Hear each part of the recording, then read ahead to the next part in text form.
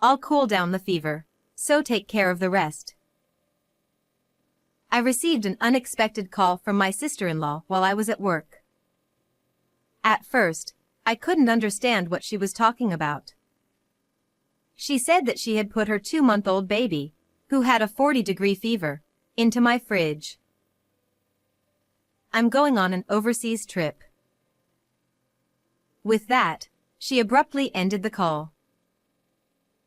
I hurried home and checked inside the fridge, but by the time I found my niece, she had already stopped breathing.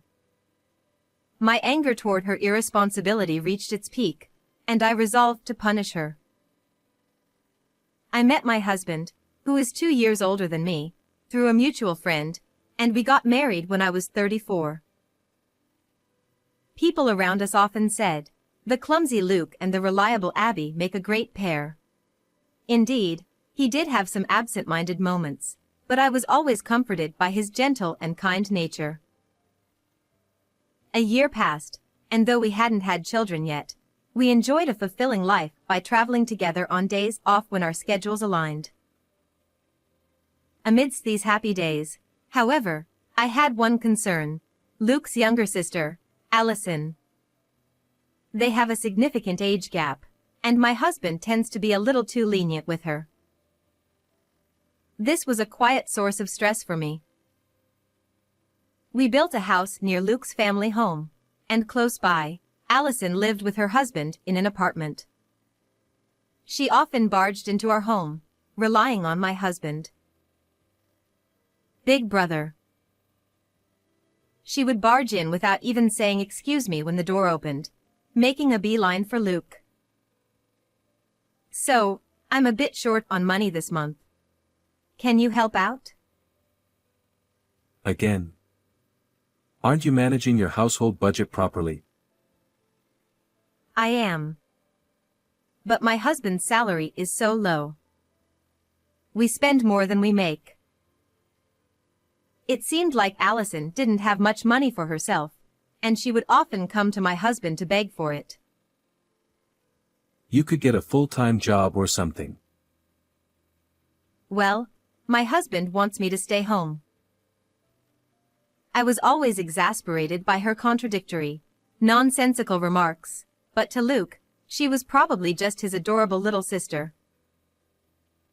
Though he would say things like, "This is the last time," I had caught him giving her money from his own allowance several times. Well, at least he's not dipping into our savings. Thinking that way, I tolerated it, but then something happened that made me lose all trust in Allison. I was in the kitchen making tea when she left the room, saying she was going to the bathroom.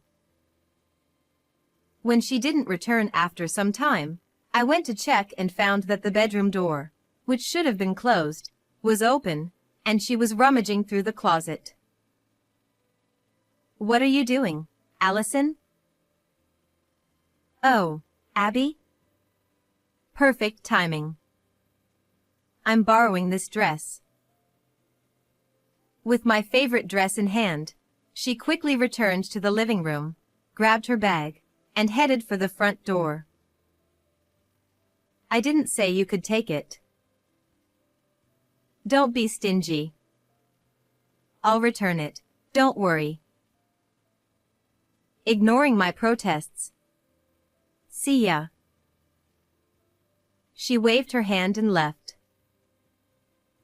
When I told my husband about it, he immediately tried to call her, but she didn't pick up and didn't call back either. She said she'll return it, so I'll wait for a bit. I decided to trust her words. A few weeks later, she returned the dress, but I was horrified when I saw it. It was shoved into a bag in a crumpled state, with a large stain as if something had been spilled on it. "Allison, what is this?" Suppressing my anger, I asked her as calmly as possible. "I returned it, didn't I?"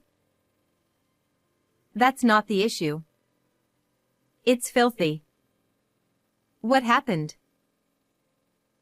"Oh, I got drunk and accidentally spilled something. It'll come out if you take it to the cleaners, right? She spoke as if it was someone else's problem, and even though I knew nothing I said would get through to her, I couldn't suppress my frustration. Then you clean it properly before returning it. And don't just take my clothes without asking anymore. I said it more sternly than usual, and while Allison looked dumbfounded for a moment, I thought she had finally learned her lesson. But then she started grinning. Oh, Abby, don't be mad. Look, when someone young and cute wears it, don't you think the dress looks happier too? She showed me her social media page on her phone. Instead of apologizing, she was trying to one-up me. Seeing that, I lost the energy to even argue. Luke, who had been watching nearby, quickly scolded her, but she didn't seem to reflect on her actions at all. What's the big deal? I'm just speaking the truth. She even sulked and turned away, pouting. No matter how much my husband lectured her, it didn't seem to get through to her, and she acted like she didn't take him seriously at all. It's hard to cut ties with a sibling, even if you want to. Then one day, we found out Allison was pregnant. At the same time, her husband, Tim, was transferred to a different prefecture for work. With some distance, maybe I won't have to deal with this as much anymore. I thought she would go with him, and I secretly hoped for that. Tim's going on a solo assignment, so I might need your help more often. But Allison decided to stay behind. Apparently, she cried to Tim, saying she was too anxious about being pregnant for the first time, and with no one nearby to rely on, it was tough. She wanted to stay in her current apartment and give birth in a more comfortable environment, near her family and us. That makes sense. So my husband and I decided to help out as much as we could. When her morning sickness was bad, I did her grocery shopping, and Luke would check on her after work. Thanks, I really appreciate it. I knew staying here was the right choice. Seeing Allison express genuine gratitude made me feel like she was changing for the better. But my relief didn't last long.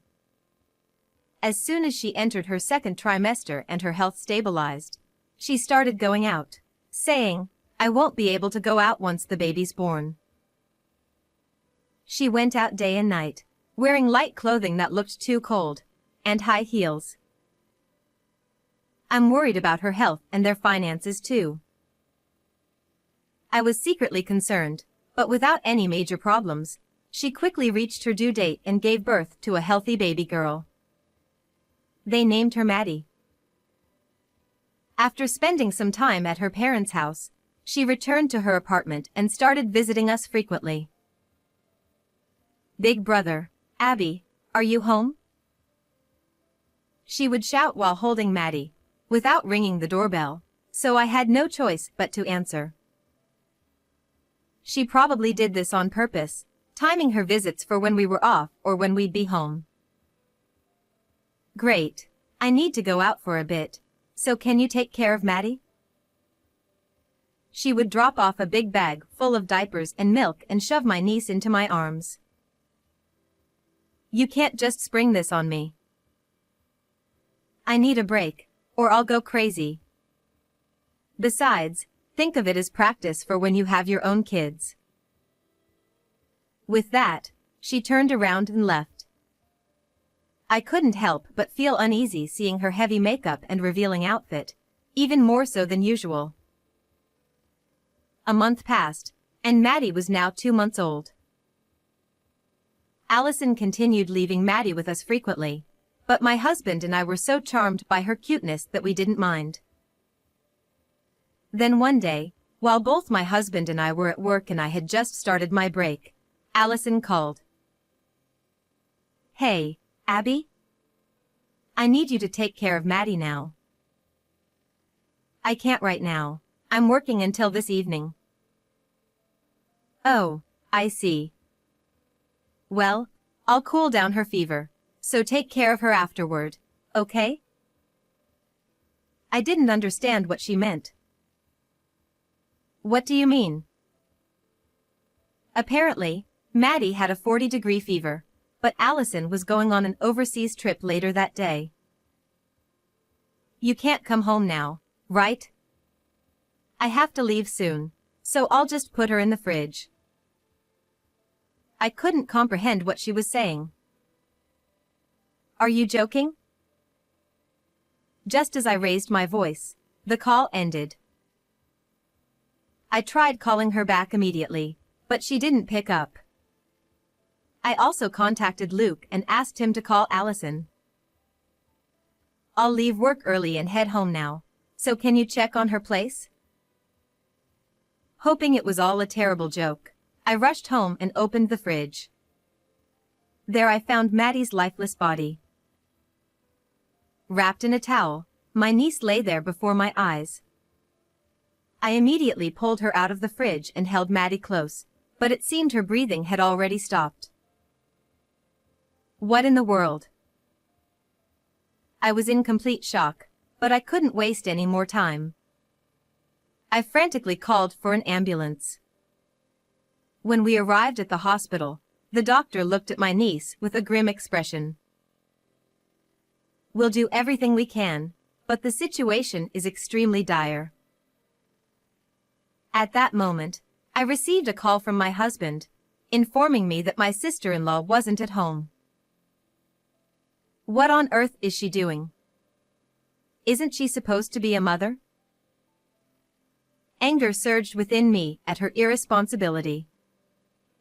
As I thought about my niece, clinging to life in the treatment room, I decided right then and there to make Allison pay for what she'd done. First, I started coordinating with Luke to track down my sister-in-law's whereabouts. A week later, my husband and I found ourselves at Allison's apartment. We watched from the window as she returned home, lugging a large suitcase behind her. What? Huh? The sound of the door unlocking was followed by Allison's confused voice. She must have been surprised to see unfamiliar shoes lined up in the entrance. She stormed toward us, furious. What the hell is this? Why are you in my house without permission? This is outrageous. As soon as she opened the living room door and saw me and Luke, she shouted. Right back at you. You entered my home without permission and put Maddie, who had a high fever, in the fridge. You're disgusting. And how exactly did you even get into our house? When I asked, Allison averted her eyes. The door was open, so I just went in. She muttered. I held up something for her to see. Don't lie. You had a spare key made without our permission, didn't you? What? That's ridiculous. What I showed her was a receipt from a locksmith that had been carelessly left on her table. The confident front she'd put up crumbled the moment she saw it. A while ago, my husband had lost our house key. Luke had assumed he'd simply dropped it somewhere, but it mysteriously reappeared on our entryway shelf the next day. We had found it odd at the time. The date of that receipt matches the day the key went missing. Care to explain? Well, I just thought it'd be safer to have a spare key in case of an emergency. I was going to tell you, but I guess I forgot. Allison stammered, trying to come up with excuses, but we hadn't come here to debate that. Why did you do it? Putting Maddie, with a high fever, in the fridge? What were you thinking? Allison briefly lowered her eyes, then raised them again to meet ours. I couldn't cancel my travel plans, and since she had a fever, my parents refused to take her in. She said this as if it were the most natural thing in the world. So, I had to make a spare key in a hurry. Besides, cooler air lowers body temperature, doesn't it? Allison laughed as she spoke, completely unaware of the severity of her actions. You. Luke, calm down. I quickly stopped my husband, who looked ready to grab her. Allison, meanwhile, watched us nonchalantly, twirling her hair around her finger. How can you be so indifferent? Maddie wasn't breathing when I found her, and she had to be rushed to the hospital by ambulance. You've got to be kidding. Her face turned pale, and she looked to both me and Luke, pleading with her eyes. Tell me you're lying, big brother. Luke shook his head and told her it was true. Only then did she seem to grasp the gravity of the situation. She covered her mouth with both hands and began to cry. The room fell into a heavy silence, broken only by Allison's sobs. After a while, she suddenly snapped. What the hell are you going to do about this? What was the point of leaving Maddie with you if things ended up like this? She had the audacity to blame me. I swallowed the urge to shout back and stared at her intently. Where have you been? What were you doing? Your phone was off, and you actually went overseas, didn't you? I asked, doing my best to stay calm, but she refused to answer. Fine. Then I'll tell you. Huh? I pulled out a stack of photos from an envelope I had prepared and spread them out on the table. You went on a romantic getaway with this man, didn't you? Allison stared at the photos in my hand before grabbing them. What is this? She shouted. The photos clearly showed her with another man. I had grown suspicious when her clothes were too flashy the day she left Maddie with us, so I'd followed her. My instincts were spot on. She was caught in an embrace with a man, boldly hugging him on the street before they entered a neon-lit hotel. This is an invasion of privacy. She crumpled the photos in her hand and began to tremble with rage. Calm down. I have more. I pulled out my phone and showed her something. Having fun, were you? It was a series of social media posts Allison had made during her trip. In each photo, she struck a pose, beaming. Though the man's face wasn't visible, he was clearly standing beside her. Tracking my social media? That's creepy. You must have way too much free time. You're the one who showed me your account, remember? She tried to corner me with her accusation, but I was quick to reply. I recalled the time she had taken one of my dresses without asking, saying, "Clothes look better on someone young and cute." That's when I remembered her account name, and it didn't take much to find her posts during the trip.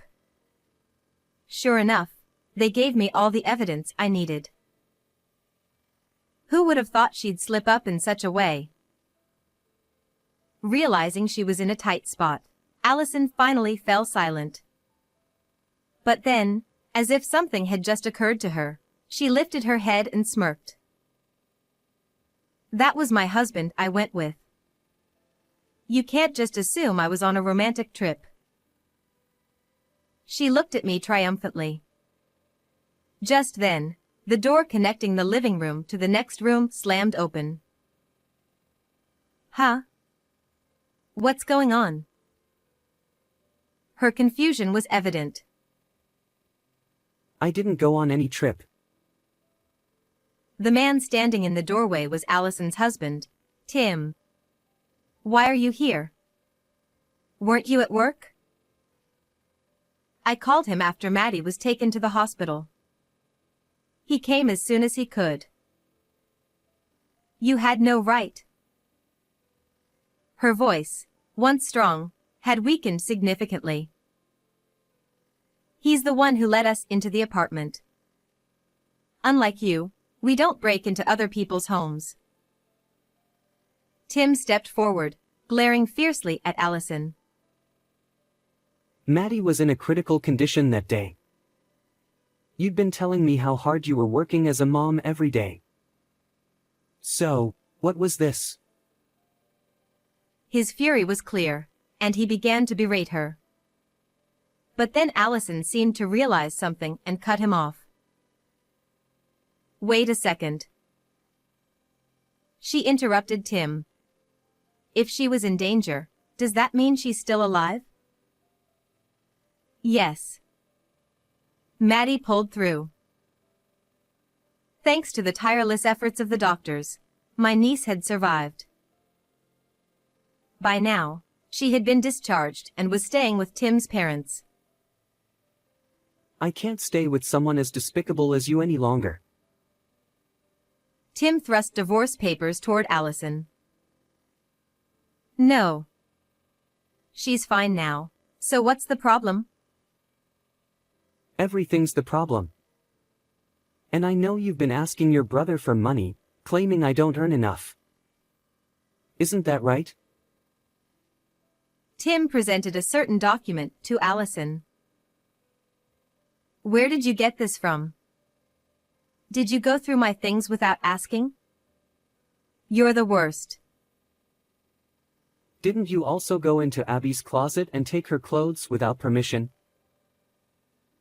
Allison was at a loss for words and couldn't argue back. What Tim handed her was a credit card statement and an invoice, with an astonishingly high amount listed. You've been spending recklessly, couldn't make the payments, borrowed money from a loan shark, and then turned to your brother for help with repayment, right? That's not. Tim had been providing more than enough for household expenses, and Allison was in charge of managing the budget. Realizing she could no longer make excuses, Allison slumped to the floor. Please forgive me. Parenting is so stressful. I felt so lonely, so I went out to take my mind off things. That's why I asked you to come with me, didn't I? You just wanted to enjoy yourself while I wasn't around, right? That's not it. She desperately tried to apologize, but it was clear Tim wasn't going to forgive her. Seeing no way out, Allison clung to my legs. Abby, please say something. You know how much I loved Maddie. Tell him. She cried, pleading for me to intervene. I'm afraid that's not possible. I've already reported everything to the police and child services. Please, don't say that. Help me. Luke, you too. What you did was inexcusable, not just as a parent but as a human being. You need to reflect on that deeply. When I said that firmly, Allison sobbed. Why? And collapsed, crying on the floor. After that, she was questioned by the police and eventually arrested.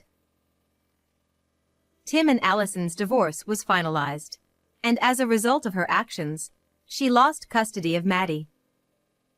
Tim would be the one raising their daughter from then on.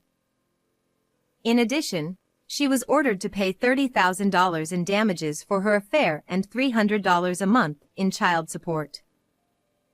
Both Tim's parents and my husband and I cut all ties with her.